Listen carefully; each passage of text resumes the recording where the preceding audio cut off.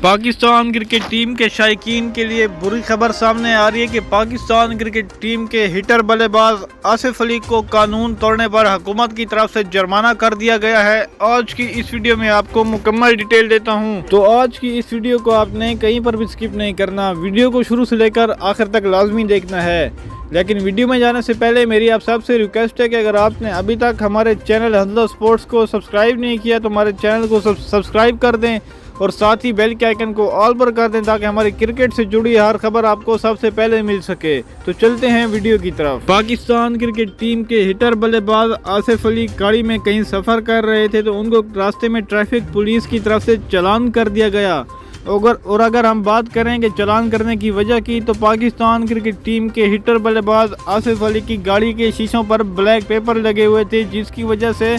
Traffic police نے ان کو چلان کر دیا، کیونکہ دوستو جیسا آپ جانتے ہیں کہ بلیک پیپر شیشوں پر لگانا منع ہے، غیر قانونی ہے۔ پاکستان کرکٹ ٹیم کے ہٹر بلے باز آصف علی نے اپنی غلطی تسلیم کر لی اور اپنی گاڑی کے شیشوں سے بلیک پیپر اتروا لیے اور ساتھ ساتھ جو ان پر چلان لگایا گیا 500 روپے آصف علی نے وہ بھی ادا کر دیا تھا۔